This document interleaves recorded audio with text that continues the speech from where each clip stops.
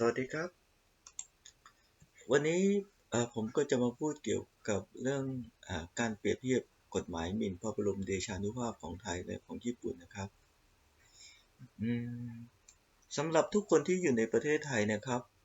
ทุกคนก็คงจะคุ้นเคยแล้วก็รับรู้ถึงความโหดเหี้ยมอำมหิตแล้วก็การใช้กฎหมายอย่างไม่เป็นธรรมเกี่ยวกับกฎหมายหมิ่นพระบรมเดชานุภาพเป็นอย่างดีแล้วนะครับซึ่งสำหรับผู้ฟังของผมที่ผมมุ่งหวังอยู่นี่ก็ส่วนใหญ่ก็คงเป็นคนไทยนะแล้วก็คงจะรู้เรื่องเกี่ยวกับความโหดร้ายของกฎหมาย112เป็นอย่างดีแล้วดังนั้นผมไม่ต้องพูดอะไรเกี่ยวกับกฎหมาย112ในประเทศไทยนะครับอืมถามว่ามีถามว่าประเทศญี่ปุ่นมีกฎหมายหมิ่นพระบรมเดชานุภาพไหมอืมเคยมีนะครับแต่ปัจจุบันนี้ไม่มีแล้ว ดังนั้นพวกสลิมหรือว่าเสื้อเหลืองหรือพวกที่ loyalist ที่อ้างตัวเป็นพวกจงรักภักดีนะครับมักจะพูดว่าทุกประเทศนะครับก็จะมีกฎหมายพิเศษในการปกป้องประมุขแห่งรัฐนะครับมันก็ไม่เสมอไปนะครับอย่างเช่นประเทศญี่ปุ่นนะครับประเทศญี่ปุ่นเป็นประเทศที่ไม่มีกฎหมายที่ปกป้องประมุขแห่งรัฐเหมือนอย่างประเทศที่มีกษัตริย์ประเทศอื่นนะครับ ประมุขแห่งรัฐนะครับหรือสัญลักษณ์ของรัฐของประเทศญี่ปุ่นนะครับขอโทษด้วยครับได้รับความคุ้มครองด้วยกฎหมายหมิ่นประมาทเหมือนกับประชาชนทั่วๆไปนะครับท่านบอกว่าญี่ปุ่นเคยมีกฎหมายหมิ่นพระบรมเดชานุภาพไหมเคยมีนะครับมีในช่วงตั้งแต่ปี1880จนกระทั่งถึงปี1947ซึ่งเป็นช่วงที่ญี่ปุ่นนะครับ ก็คือบรรดาพวกขุนศึกต่างๆนะครับก็คือล้มล้างรัฐบาลทหารบากุฟุของตระกูลโตกุกาวะนะครับแล้วแล้วก็อ้างว่าจะนำอำนาจคืนให้กับจักรพรรดิของญี่ปุ่นนะครับดังนั้นญี่ปุ่นช่วงนั้นก็เข้าสู่ระบอบจะพูดยังไงดีนะบอกว่าเป็นประชาธิปไตยอันมีพระมหากษัตริย์เป็นประมุขหรือมีองค์จักรพรรดิเป็นประมุขหรือก็น่าจะใช้ได้นะครับ แต่ถามบอกว่าประชาธิปไตยในยุคนั้นของญี่ปุ่นมันก็ไม่ใช่เป็นประชาธิปไตยของเอ่อ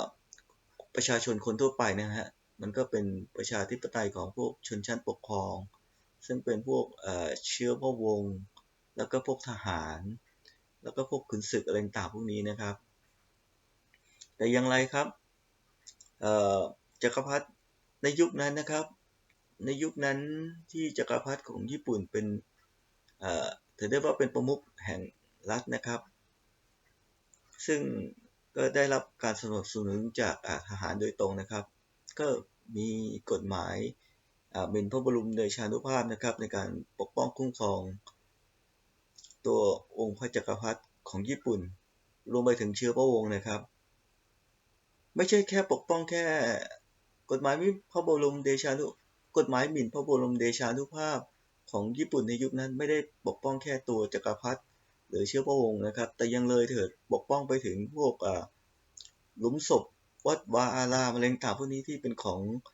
เชื้อพระวงศ์ญี่ปุ่นอีกด้วยนะครับซึ่งโทษก็จะมีอยู่ประมาณ3 เดือนถึงไปถึง5 ปีนะครับแล้วก็มีโทษปรับด้วยนะครับถามบอกว่าในยุคนั้นมีไหมตลอดเวลาก็เท่าไหร่นะ1880ถึง1447ปีก็ประมาณ67ปีนะครับที่ญี่ปุ่นมีการใช้กฎหมายหมิ่นพระบรมเดชานุภาพถามว่ามีคนถูกจับกุมฟ้องร้องดำเนินคดีไหมถ้าตามจากสถิติในวิกิพีเดียนะครับมีครับมีตั้งแต่ปีที่น้อยที่สุดประมาณ20กว่าคนไปถึงปีที่เยอะที่สุดก็คือประมาณ130คนนะครับหรือ130คดีอะไรประมาณนี้นะครับจากหลักฐานทางประวัติศาสตร์นะครับกฎก็คือกฎหมายหมิ่นพระบรมเดชานุภาพของญี่ปุ่นนะครับก็คือจะถูกใช้อย่างหนักนะครับโดยในช่วงยุคประมาณ ปลายไทโชไปจนปลายยุคจักรพรรดิไทโชนะครับไปจนกระทั่งถึงยุคจักรพรรดิโชวะนะครับ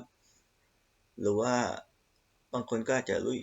จากอีกชื่อหนึ่งนะครับก็คือจักรพรรดิฮิโรมิโตะนะครับ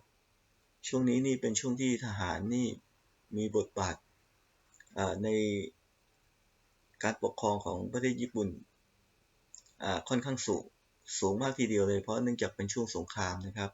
เพราะญี่ปุ่นก็คือทำสงครามกับจีนและต่อมาก็มาทำสงครามกับอเมริกานะครับดังนั้นช่วงนี้จะเศรษฐกิจของญี่ปุ่นค่อนข้างย่ำแย่และทุกปีก็จะมีคนที่ออกมาวิพากษ์วิจารณ์อะไรต่างๆพวกนี้นะครับเกี่ยวกับสถาบันกษัตริย์ก็เหมือนประเทศไทยยุคนี้แหละครับบางทีก็ไม่ได้วิพากษ์วิจารณ์นะแค่พูดอะไรอ้อมๆก็โดนแล้วเหมือนกันเลยฮะเช่นบอกว่าทำนายโชคชะตาอะไรต่างๆพวกนี้หมอทรงอะไรพวกนี้ก็โดนแล้วแต่ถามบอกว่ากฎหมายหมิ่นพระบรมเดชานุภาพของญี่ปุ่นก็ถูกยกเลิกไปนะครับหลังจากที่รัฐบาลญี่ปุ่นนะครับมีการประกาศใช้กฎหมายรัฐธรรมนูญฉบับใหม่นะครับซึ่งกฎหมายรัฐธรรมนูญของญี่ปุ่นนี้เขียนโดยทีมงานของจอมพลดักลาสแมคคาร์เทอร์นะครับจอมพล5 ดาวนะครับซึ่งตอนนั้นก็คือได้รับแต่งตั้งให้มาดูแลญี่ปุ่นนะครับในช่วงที่อเมริกาชนะสงครามโลกครั้งที่2นะครับแล้วก็สามารถยึดญี่ปุ่นได้นะครับแต่ปัจจุบันญี่ปุ่นก็เป็นประเทศเอกราชแล้วนะครับก็ไม่ได้อยู่ในการดูแลของสหรัฐอเมริกาแล้ว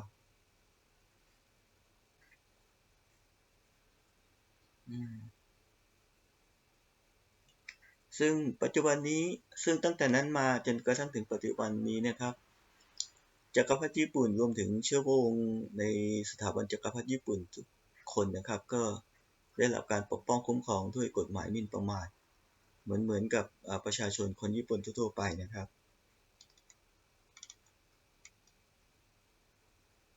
แน่นอนครับจากทั้งสิ่งที่ผมเคยอ่านบนอินเทอร์เน็ตนะครับหรือจากประสบการณ์ของผมเองนะครับสถาบันจักรพรรดิญี่ปุ่นในญี่ปุ่นก็มีทั้งคนที่สนับสนุนแล้วก็คนที่ไม่สนับสนุนแล้วนะครับ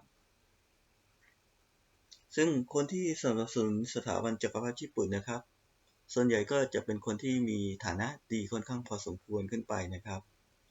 แล้วส่วนใหญ่ก็จะเป็นคนที่ค่อนข้างจะเคร่งศาสนาหรือเป็นออกแนวเป็นพวกโหโบราณอะไรต่างๆพวกนี้นะครับโดยเฉพาะพวกที่เคร่งในเรื่องศาสนาของชินโตอะไรต่างๆพวกนี้นะครับแล้วส่วนใหญ่ก็จะเป็นหรือไม่ก็จะมีพวกหนึ่งก็คือจะเป็นพวกขวาจัดพวกชาตินิยมอะไรต่างๆพวกนี้ที่บอกว่าพยายามบอกว่าจะทวงดินแดนทางเหนือของญี่ปุ่นจากรัสเซียกลับมาได้ให้ได้อะไรต่างๆพวกนี้ก็พวกนี้ก็จะเชิดชูสถาบันจักรพรรดิญี่ปุ่นนะครับซึ่งบางทีพวกนี้นี่ผมก็ไม่รู้ว่าพวกนี้ไปเอาเงินทุนมาจากไหนนะครับมันก็จะมีการ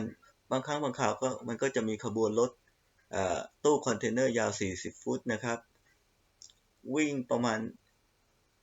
4คันประมาณ4หรือ5คันได้ไม่เกินนี้นะฮะประมาณ3-5คันเนี่ยตีอยู่ในระหว่างนี้นะครับแล้วก็จะใช้เครื่องขยายเสียงเป่าประกาศว่าเอ่อจักรพรรดิญี่ปุ่นมีความสำคัญอย่างไรบ้างอะไรต่างๆพวกนี้ซึ่งบางครั้งบางคราวก็มีการไปทะเลาะกับพวกเด็กหนุ่มๆอะไรต่างๆพวกนี้นะครับแล้วไอ้พวกคนในขบวนรถต่างๆเหล่านี้ก็จะมีการก็เหมือนกับสลิมบ้านเราอะนะที่บอกว่าใครไม่จงรักภักดีก็ใส่หัวไปอยู่ประเทศอื่นมันก็แบบเดียวกันนี้แหละฮะก็มีการไล่คนญี่ปุ่นด้วยกันเองนะฮะให้ไปอยู่ประเทศอื่นด้วยกันนะครับ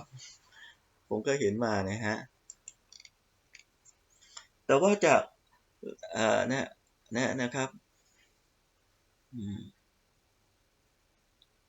แต่ว่าจากการสำรวจของหนังสือพิมพ์ไมนิชิการสำรวจของหนังสือพิมพ์ไมนิจิชิมบุงนะครับบนอินเทอร์เน็ตนะครับเมื่อวันที่2 พฤษภาคมปี 19นะครับก็ผลสำรวจว่า 74% ของคนญี่ปุ่นทั้งประเทศนะครับก็เห็นด้วยถ้าสถาบันจักรพรรดิญี่ปุ่นจะคงอยู่ในญี่ปุ่นในฐานะที่เป็นสัญลักษณ์ของญี่ปุ่นเท่านั้นนะครับ74%เห็นด้วยนะครับว่าสมควรให้จักรพรรดิญี่ปุ่นยังคงอยู่แต่เฉพาะในสถานะสัญลักษณ์ของญี่ปุ่นเท่านั้นนะครับส่วนก็มีอยู่ 7% นะครับที่คิดว่าควรจะยกเลิกระบอบจักรพรรดิไปจากญี่ปุ่นได้แล้วอันนี้ก็คือเป็นมีประมาณ 7% นะครับและส่วนอีก 4% นะครับก็คิดว่าส่วนอีก 4% พวกนี้ค่อนข้างจะไปทางขวาตกขอบนะครับคิดว่าจักรพรรดิญี่ปุ่นนี้มีอำนาจทางการเมืองน้อยจนเกินไปควรจะเพิ่มอำนาจทางการเมืองให้กับจักรพรรดิญี่ปุ่นนะครับสำหรับในประเด็นนี้นะครับทางพรรคคอมมิวนิสต์ญี่ปุ่นเขาก็ออกมาพูดนะครับบอกว่าการเพิ่มอำนาจให้กับจักรพรรดิญี่ปุ่นนั้นมันเป็นอันตรายต่อตัวจักรพรรดิเองเพราะเนื่องจากว่าการเพิ่มอำนาจให้กับจักรพรรดิญี่ปุ่นการเพิ่มอำนาจทางการเมืองให้กับจักรพรรดิญี่ปุ่นนั้นจะทำให้กลุ่มการเมืองบางกลุ่มนะครับก็คือจะใช้จักรพรรดิเป็นเครื่องมือในการทางการเมืองนะครับเพื่อเปลี่ยนแปลงรัฐธรรมนูญที่เป็นรัฐธรรมนูญอันสันติสุขของญี่ปุ่นอะไรต่างๆพวกนี้ก็เข้าไปนะฮะอันนี้ก็เป็นข้ออ้างของทางฝั่งของทางฝั่งพรรคคอมมิวนิสต์ญี่ปุ่นนะครับ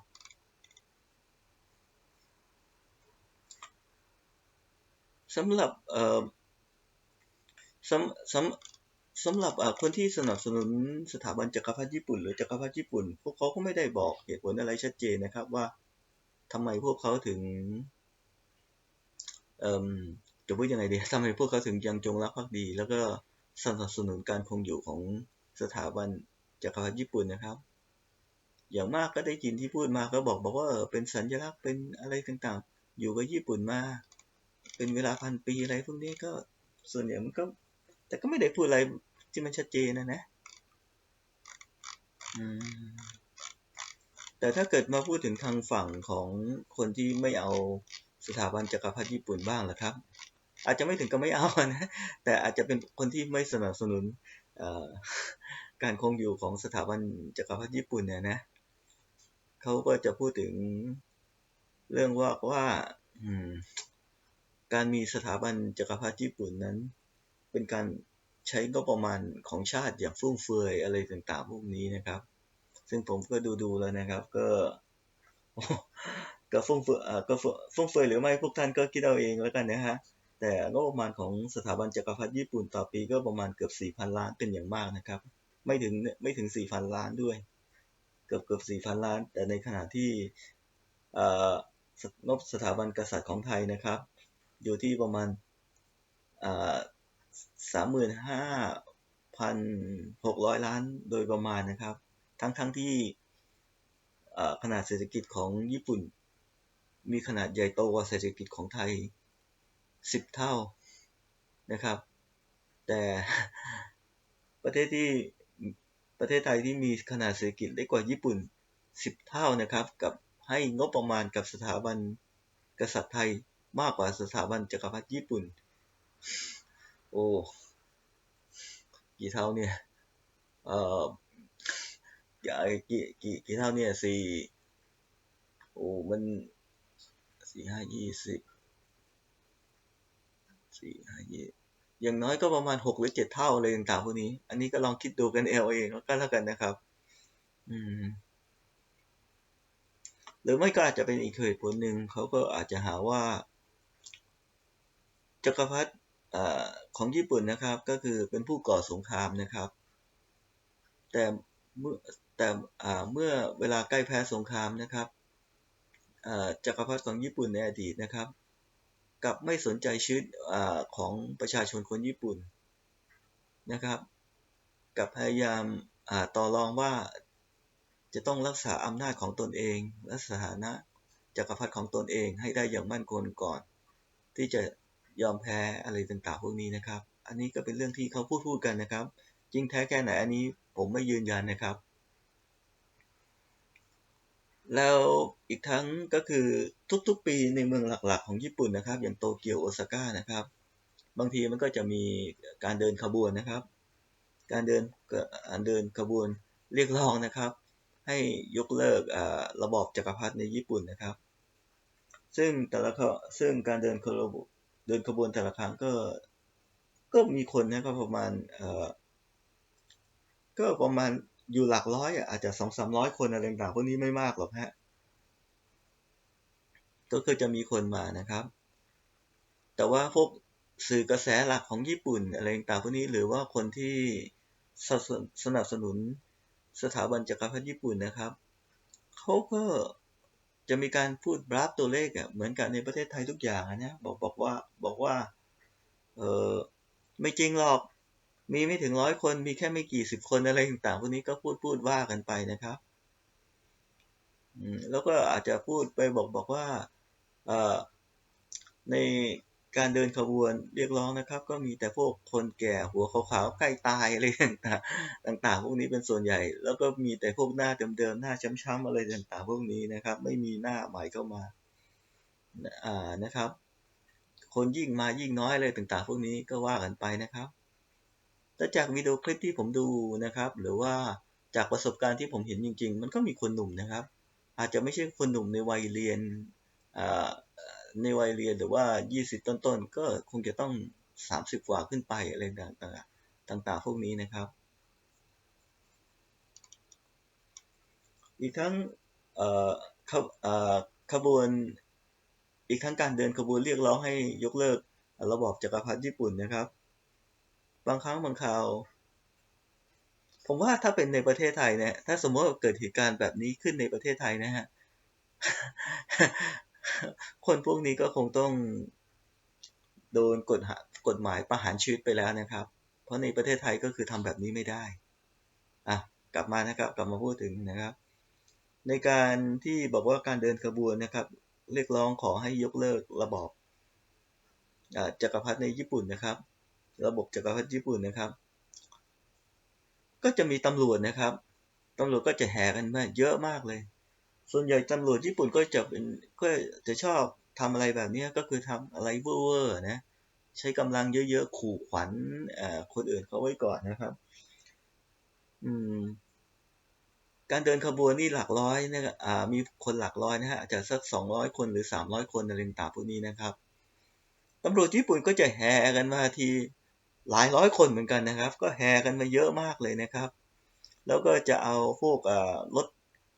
รถที่เขาคุมขังพวกนักโทษนะครับมาจอดเรียงไว้ประมาณ4-5 คันอะไรต่างๆพวกนี้จอดขู่เอาไว้ขู่นะครับซึ่งมีการจับจริงหรือไม่จับจริงผมก็ยังไม่กล้ายืนยันนะฮะแต่ก็อาจจะมีนะในบางกรณีนะแต่เท่าที่ผมเคยเห็นบางทีก็เห็นมีการกระทบกระทั่งนอกจากด่าทอแล้วก็อาจจะมีการกระทบกระทั่งทางร่างกายระหว่างกันก็มีนะระหว่างผู้ชุมนุมเรียกร้องให้ยกเลิกระบอบจักรพรรดิญี่ปุ่นกับตำรวจญี่ปุ่นนะฮะ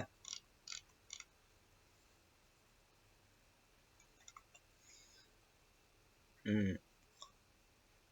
ญี่ปุ่นเอ่ออืม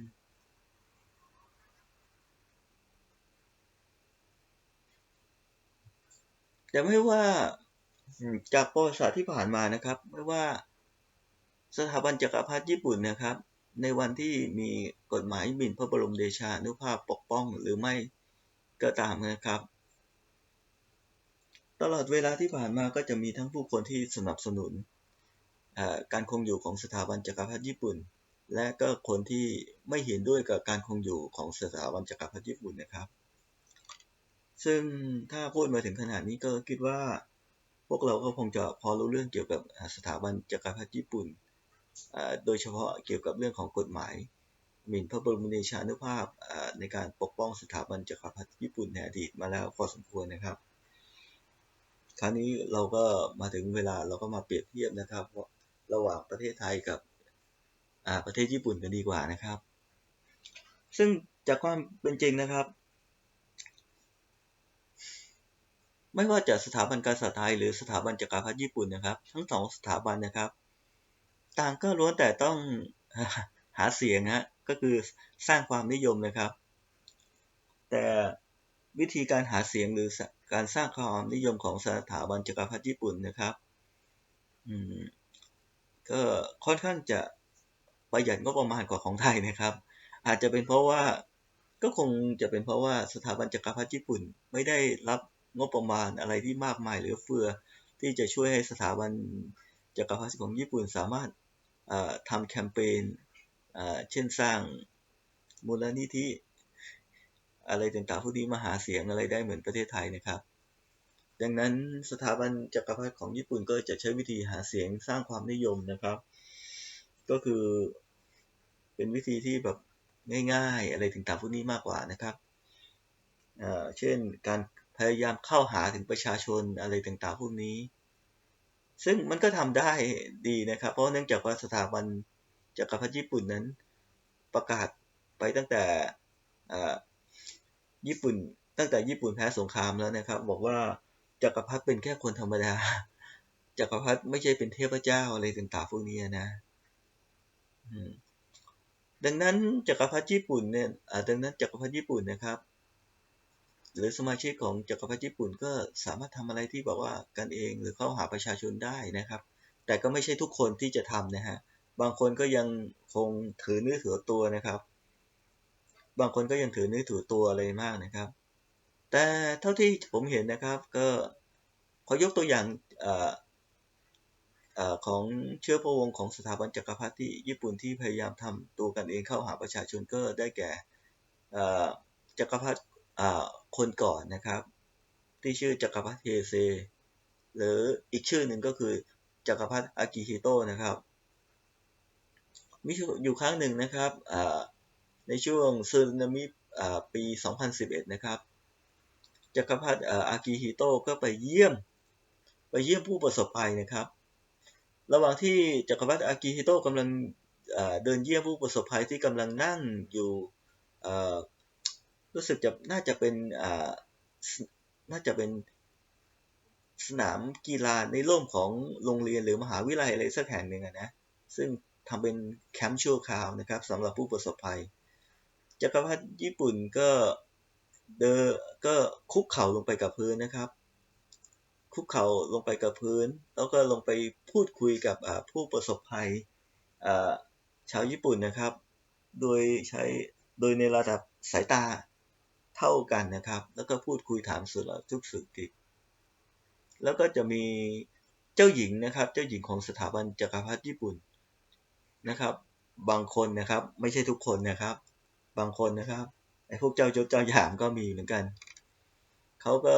จะบอกว่าที่ภาษาลิเกบ้านเราก็คือไปทรงงานนะครับบอกว่าเวลาไปทรงงานแทนที่จะไปด้วยรถขบวนเสด็จอะไรต่างๆพวกนี้ก็ไม่นะก็นั่งชินคันเซ็นไปพร้อมกับประชาชนทั่วๆไปนะครับ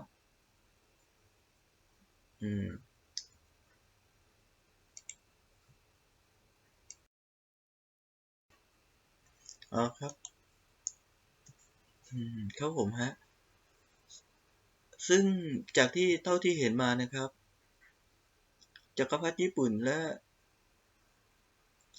สถาบันจักรพรรดิญี่ปุ่นนะครับตลอดเวลาประมาณ70กว่าปีที่ผ่านมานะครับถึงแม้ไม่มีกฎหมายหมิ่นพระบรมเดชานุภาพนะครับจักรพรรดิญี่ปุ่นหรือสถาบันจักรพรรดิญี่ปุ่นก็ยังสามารถอยู่ในประเทศญี่ปุ่นในสังคมญี่ปุ่นได้อย่างมั่นคงนะครับท่ามกลางเสียงที่มีทั้งคนที่แทรกซ้องอย่างเปิดเผยนะครับแล้วก็ตำหนิติเตียนหรือวิพากษ์วิจารณ์อย่างเปิดเผยด้วยนะครับ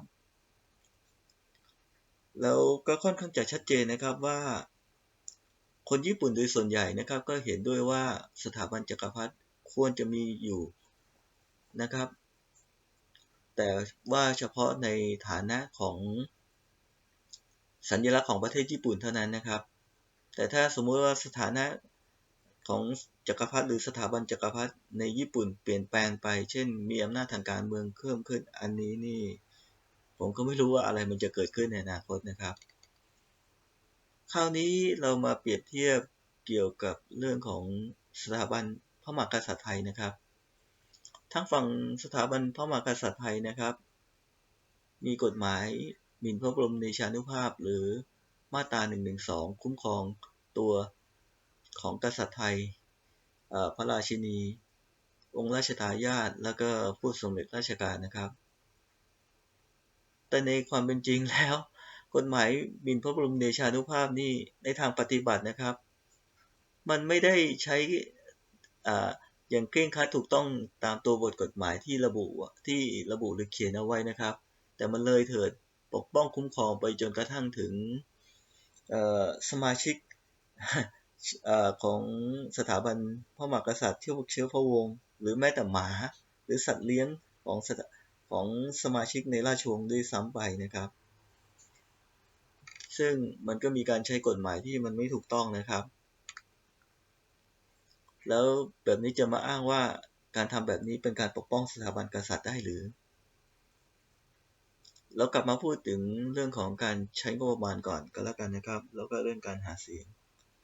สถาบันกษัตริย์ของไทยนะครับในปีแต่ละปีนะครับได้รับงบประมาณจากเงินภาษีของคนไทยทั้งประเทศเป็นจำนวนหลายหมื่นล้านนะครับมาทำการเพื่อมาทำการโฆษณาชวนเชื่อแล้วก็กึ่งล้างสมองคนไทยนะครับโดยผ่านโครงการต่างๆซึ่งเป็นโครงการหลวงนะครับแล้วก็ผ่านพิธีกรรมโบราณที่หรูหราหรือพิธีกรรมทางศาสนาที่หรูหราต่างๆนะครับเพื่อที่ว่าจะถามบอกว่าระบอบกษัตริย์ไทยทำสิ่งเหล่านี้เพื่ออะไรล่ะครับเพราะว่าระบอบเพราะว่าพิธีกรรมโบราณที่หรูหราดูแล้วศักดิ์สิทธิ์หรือพิธีกรรมทางศาสนาที่ดูแล้วหรูหราหรือศักดิ์สิทธิ์นั้นมันเป็นการเหมือนกับล้างสมองให้ผู้คนในสังคมไทยยอมรับและเชื่อว่ากษัตริย์ไทยแล้วก็เชื้อพระวงศ์นะครับมีสถานะเป็นสมมุติเทพนะครับแล้วโครงการหลวงต่างๆพวกนี้ก็มีเพื่อที่จะเอาไว้สร้างความเชื่อนะครับว่ากษัตริย์ไทยและเชื้อพระวงศ์ไทยเป็นผู้ที่มีบุญคุณต่อประเทศชาติรวมไปถึงประชากรหรือคนไทยทุกคนในประเทศนะครับซึ่งมันก็เป็นวิธีการที่ล้างสมองแล้วก็สร้างความเชื่อให้คนไทยยอมรับว่าการกระทำของกษัตริย์ไทยหรือเชื้อพระวงศ์ของกษัตริย์ไทยนั้นทุกสิ่งทุกอย่างเป็นล้วนแต่เป็นสิ่งที่ถูกต้องนะครับกษัตริย์ไทยและเชื้อพระวงศ์ไทยนั้นเกิดมามีอภิสิทธิ์เหนือกว่าทุกคนเป็นสิ่งที่ชอบทำโดยกำเนิดนะครับดังนั้นถ้าเกิดใครที่ตำหนิติเตียนกษัตริย์ไทยหรือเชื้อพระวงศ์ของกษัตริย์ไทยก็เท่ากับเป็นการทำบาปอย่างมหันต์ที่อภัยให้ไม่ได้อะไรต่างๆพวกนี้แล้วก็การอ้างโครงการหลวงก็อ้างว่าคงว่ากษัตริย์ไทยหรือเชื้อพระวงศ์ไทยนั้นมีจิตใจที่รักใคร่เมตตาประชาชนอะไรต่างๆพวกนี้แล้วประชาชนทุกคนก็เป็นหนี้บุญคุณของกษัตริย์ไทยหรือเชื้อพระวงศ์ของราชวงศ์ไทยนะครับซึ่งอันที่จริงแล้วเงินที่ใช้ในการทำโครงการหลวงเหล่านี้นี่ก็ล้วนแต่มาจากภาษีอากรของประชาชนคนไทยนะครับแล้วโครงการหลวงเหล่านี้ใช้เงินงบประมาณจากภาษีของประชาชนได้คุ้มค่าแค่ไหนก็ไม่มีการเปิดเผยนะครับมีแต่การโฆษณาชวนเชื่อว่าดีอย่างงู้นอย่างนี้แล้วถ้าเกิดใครไปพูดอะไรต่างๆพวกนี้ก็จะโดนกฎหมายมาตรา112เล่นงานเอานะครับซึ่งดูแล้วมันเป็นการล้างสมองผู้คนมากกว่านะครับ สรุปก็คือจักรพรรดิสรุปก็คือจักรพรรดิญี่ปุ่นนะครับเขาพยายามที่จะหาเสียงนะครับหรือสร้างความนิยมก็คือทำตัวให้น่ารักอะไรต่างๆพวกนี้ให้ผู้คนเขาเห็นใจหรือรักชอบหรืออะไรต่างๆพวกนี้แต่ของไทยนี่แล้วก็อีกอย่างก็คือแล้วจะพยายามที่จะไม่ทำอะไรที่ว่าแล้วสถาบันจักรพรรดิญี่ปุ่นสมาชิกรวมถึงตัวจักรพรรดิญี่ปุ่นก็จะไม่ทำอะไรที่มันเกินขอบเขตของศีลธรรมอะไรต่างๆพวกนี้หรือมารยาทที่จักรพรรดิควรจะกระทำอะไรต่างๆพวกนี้นะครับดังนั้นพวกเขาจะทำอะไรมันก็ต้องระมัดระวังตัวให้อยู่ในขอบเขตแต่สำหรับกษัตริย์ไทยหรือสมาชิกหรือเชื้อพระวงศ์ของราชวงศ์ไทยนะครับก็กับพยายามสร้างค่านิยมว่าพวกเขาสามารถทำอะไรก็ได้พวกเขาสามารถทำอะไรก็ได้นะครับพวกเขามีอภิสิทธิ์เหนือกว่าพวกเราอะไรต่างๆพวกนี้แล้วพวกเราก็ไม่มีสิทธิ์ที่จะไปติเตียนหรือวิพากษ์วิจารณ์อะไรพวกเขานะครับ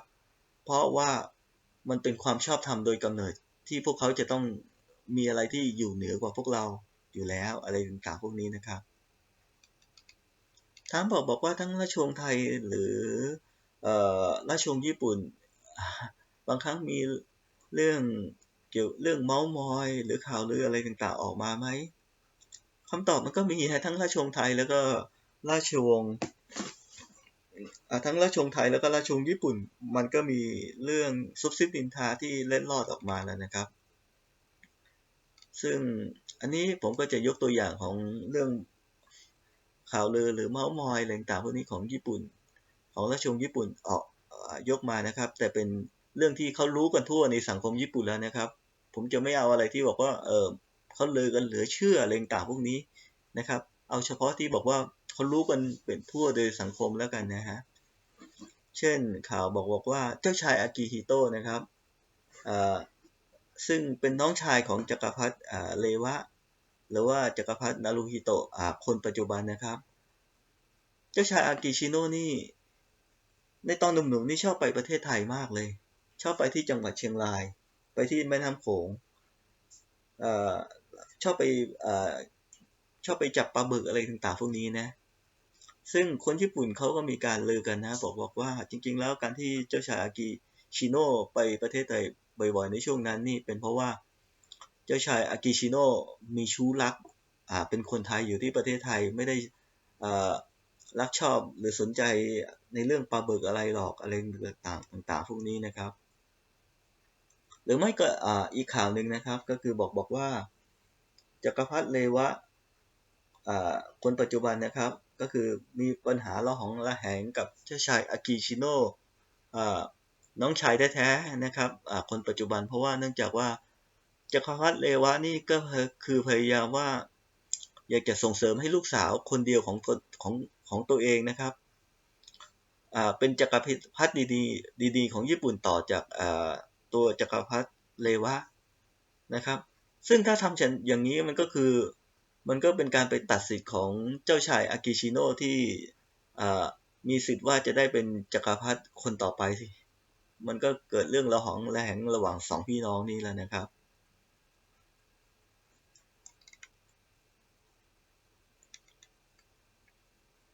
แต่อย่างไรก็ตามก็อย่างเช่นที่พูดไปแล้วนะครับสถาบันจักรพรรดิญี่ปุ่นมันก็สามารถอยู่ได้นะครับ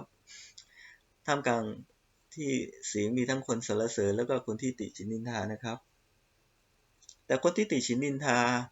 อะไรสถาบันจักรพรรดิญี่ปุ่นก็ไม่มีใครถูกลงโทษนะครับ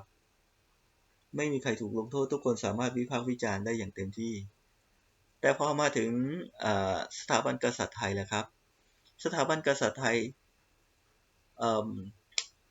ก็คือยังคงยืนการอยู่ในสถานะที่ว่าพวกเขาเป็นสมมุติเทพนะครับพวกเขายังยืนการว่าจะไม่เปลี่ยนแปลงพิธีกรรมใดๆนะครับเพราะว่าถ้าไม่มีพิธีกรรมเหล่านั้นมันจะทำให้พวกเขาดูไม่ศักดิ์สิทธิ์ทำให้ดูพวกเขาดูแล้วไม่เป็นเทพเจ้านะครับแล้วเพราะว่าเขาก็ไม่สนใจความเดือดร้อนหรือทุกข์ยากอะไรของคนไทยด้วยนะครับอย่างเช่นไม่ต้องพูดอะไรมากนะจ จริงๆมันมีหลายเรื่องนะแต่เอาเรื่องที่กำลังฮิตฮอตอยู่ในขณะนี้ก็คือเรื่องของขบวนเสด็จจริงๆเรื่องของขบวนเสด็จนี่มีคนเขาบ่นนะครับเขาบ่นมาตั้งแต่สมัยรัชกาลที่9แล้วนะครับรัชกาลที่9ซึ่งเป็นกษัตริย์ในดวงใจที่เป็นที่รักของพวกบรรดาสลิมอะไรต่างๆพวกนี้นี่จริงๆมันก็มีคนบ่นเกี่ยวกับเรื่องของรถขบวนเสด็จอยู่แล้วนะครับแต่ถามว่าพวกเขาก็ไม่เคยคิดที่จะปรับปรุงเรื่องหรือปฏิรูปในเรื่องของขบวนรถเสด็จของกษัตริย์ไทยหรือเชื้อพระวงศ์นะครับเขาก็ไม่เคยสนใจว่าประชาชนจะเดือดร้อนยังไงนะครับก็บางทีที่กระแสมันหนักๆก็อาจจะมีคนออกมาปล่อยข่าวเลยบอกว่ากษัตริย์ไทยจะอย่างงู้นอย่างนี้จะปฏิรูปอย่างงู้นอย่างนี้โดยที่กษัตริย์ไทยไม่เคยออกมาพูดด้วยตัวเองนะครับแต่พอเมื่อเรื่องมันเงียบหายซาไปพวกเขาก็ทำเป็นเงียบๆแล้วทุกสิ่งทุกอย่างก็กลับสู่ปกติเหมือนเดิมนะครับก็คือประชาชนก็ต้องยอมรับก็คือต้องอดทนต่อความเดือดร้อนในพิธีกรรมที่หรูหราฟุ่มเฟือยฟุ้งเฟ้อของพวกกษัตริย์ไทยที่คิดจะทำอะไรตามใจชอบของพวกเขาไปนะครับตามนะครับแล้วถ้าเกิดใครกล้าพูดเสียงวิพากษ์วิจารณ์ที่บอกว่าดังมากขึ้นก็คือจะโดนกฎหมายมาตรา112นะครับลงโทษเอาเพื่อเป็นการปิดปากแล้วก็เพื่อป้องกันไม่ให้คนอื่นเป็นเยี่ยงอย่างเพราะว่าการทำวิธีนี้มันก็อาจจะทำให้คนนี่กล้าหุบปากสักระยะหนึ่งนะฮะแต่ถามบอกว่ามันหุบปากได้สนิทไหมมันก็คงไม่เพราะถ้าจะดูจากสถิติของญี่ปุ่นในอดีตนะครับคนที่เขาไม่พอใจมันก็ไม่พอใจนะแต่ในเมื่อทำอะไรไม่ได้ก็แต่เมื่อถึงจุดหนึ่งมันก็ระเบิดขึ้นมานะครับมันก็เหมือนในประเทศไทยแบบนี้นี่แหละแต่สิ่งที่แน่นอนก็คืออืมเราไม่รู้เลยนะว่าในขณะนี้มีคนไทยจำนวนมากน้อยเท่าไหร่เป็นอัตราส่วนเท่าไหร่นะครับที่ยังจงรักภักดีหรือว่าเปลี่ยนไปแล้วหรือจงเกลียดจงชังสถาบันกษัตริย์ไทยด้วยซ้ำไปมากน้อยแค่ไหนไม่มีใครรู้ตัวเลขที่แท้จริงนะครับเพราะไม่มีใครกล้าพูดความจริงนะครับซึ่งผิดกับสถาบันจักรพรรดิของญี่ปุ่นนะครับซึ่งพวกเขาก็พูดคุยกันออกมาซึ่งพวกเขาพูดออกมาจริงนะครับซึ่งก็คิดดูแล้วกันนะครับว่า2สถาบันไหนจะมั่นคงมากกว่ากันนะครับ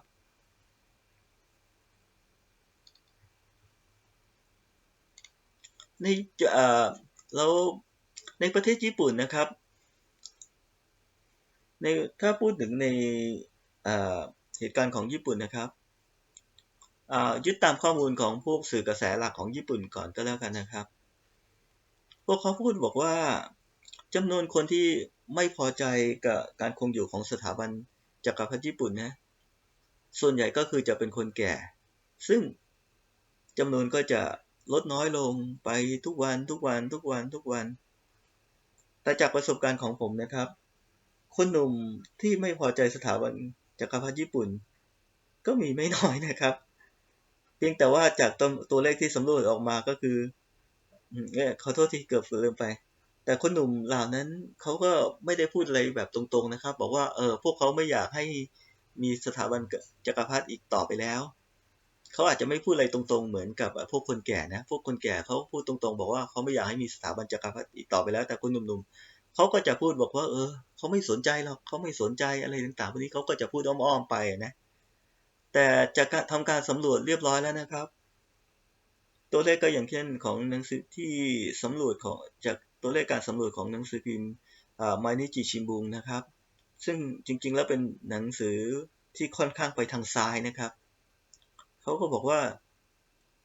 พวกเขายินดีนะถ้าสถาบันกษัตริย์จะอยู่ในฐานะที่เป็นแค่สัญลักษณ์ของประเทศแบบนี้ต่อไปนะครับเป็นจำนวนถึง74%นะครับถึง74%นะครับดังนั้นอันนี้มันค่อนข้างจะชัดเจนแล้วก็แน่นอนนะฮะ ซึ่งพอมาดูถึงของไทยนะครับทุกอย่างมันกลับตาลปัดกันเลยนะครับคนที่ยังจงรักภักดีต่อสถาบันกษัตริย์ไทยนะครับแล้วก็เถียงทุกอย่างแบบข้างๆคูลๆหรือปกป้องสถาบันกษัตริย์ไทยอย่างเต็มที่ส่วนใหญ่จะเป็นพวกคนแก่นะครับซึ่งแน่นอนนะคนแก่มันก็คงอยู่ได้อีกไม่นานนะในขณะที่เขาเรียกอะไรนะพวกคนหนุ่มๆคนรุ่นหนุ่มสาวนะครับจนกระทั่งถึงจะว่าไปถึงบอกว่าวัยรุ่นด้วยซ้ำไปนะครับออกมาแสดงออกชัดเจนว่าพวกเขาไม่พอใจการคงอยู่ของสถาบันกษัตริย์ไทยซะด้วยซ้ำไปในบางกรณีนะแต่พวกเขาก็เพียงแต่พูดว่าปฏิรูปแต่ถามว่าพวกเขาพอใจสถาบันกษัตริย์ไทยไหมไม่นะอย่าลืมนะครับคนแก่มันก็ค่อยๆตายล้มหายตายจากไปแต่คนรุ่นหนุ่มรุ่นสาวที่กำลังเกิดขึ้นมานะครับจำนวนมันไม่ได้ลดน้อยลงนะครับมันมีแต่เพิ่มขึ้นนะครับแล้วเผลอๆก็ไปพอพวกเขาแต่งงานมีครอบครัวพวกเขามีลูกหลานพวกเขาก็ไปสั่งสอนอะไรต่างๆพวกนี้ก็คิดดูแล้วกันว่าในระยะยาวสถาบันกษัตริย์ไทยกับสถาบันจักรพรรดิญี่ปุ่นใครจะมีความมั่นคงมากกว่ากันนะครับอย่าลืมนะครับสถาบันกษัตริย์นะครับไม่ว่าชาติไหนนะครับประเทศไหนก็แล้วแต่นะครับอยู่ได้เพราะความยินยอมของประชาชนนะครับอยู่ได้เพราะความรักและความศรัทธาของประชาชนนะครับยิ่งในประเทศไทยนะครับแล้วถ้าเกิดมาพูดถึงอย่างเช่นถ้าเกิดมาพูดถึงสถาบันจักรพรรดิญี่ปุ่นนี่ก็อันนี้เป็นที่แน่ชัดว่าสถาบันจักรพรรดิญี่ปุ่นทุกวันนี้เขาอยู่ได้เพราะความยินยอมอย่างน้อย 74% ของประชาชนนะครับของคนญี่ปุ่นแต่ของสถาบันกษัตริย์ไทยไม่ใช่นะครับสถาบันกษัตริย์ของไทยทุกวันนี้นี่อยู่ได้เพราะคนที่จงรักภักดีหรือคนที่อยากให้สถาบันกษัตริย์ไทยยังอยู่จริงๆมีเท่าไหร่ไม่มีใครรู้นะสัดส่วนจริงๆไม่รู้แต่ที่รู้แน่ๆก็คือสถาบันกษัตริย์ไทยทุกวันนี้อยู่ได้เพราะอำนาจของทหารแล้วก็อำนาจเผด็จการทางกฎหมายนะครับซึ่งถามบอกว่าทหารนี่เขามีอะไรมีความจำเป็นอะไรที่จะต้องจงรักภักดีต่อสถาบันกษัตริย์ไทยไปตลอดหรือไม่มันก็ไม่ไม่มีความจำเป็นนะครับเพราะอย่างเช่นที่เราก็ได้พูดคุยกันไปแล้วนะครับบอกว่ามันก็มีข่าวลือนะครับบอกว่าเอ่อสถาบันกษัตริย์ไทยหลอกใช้สถาบันทหารหรือไม่ก็บอกว่าทหารใช้สถาบันกษัตริย์ไทยเป็นเครื่องมือทางการเมืองหรือบางทีก็บางทฤษฎีก็บอกว่าทั้งสองฝ่ายก็ต่างหลอกใช้ซึ่งกันและกันนะครับแต่เอาเป็นว่าถ้าวันใดวันหนึ่งเมื่อประชาชนมีจำนวนมีจำนวนมากพอสามารถแสดงออกได้อย่างมากพอหรือยอมเสี่ยงตายไม่เกรงกลัวต่ออำนาจปืนอะไรของพวกทหารนี้แล้วนะครับคิดว่าพวกทหารยังคงจะสนับสนุนสถาบันกษัตริย์ไทยต่อไปหรือไม่อย่าลืมนะครับสถาบันทหารไทยก็อยู่ได้เพราะเงินภาษีของคนไทยนะครับเท่านี้แหละครับก็วันนี้ก็เท่านี้แหละที่เหลือทุกคนก็คิดเอาเองก็แล้วกันนะครับงั้นสวัสดีครับ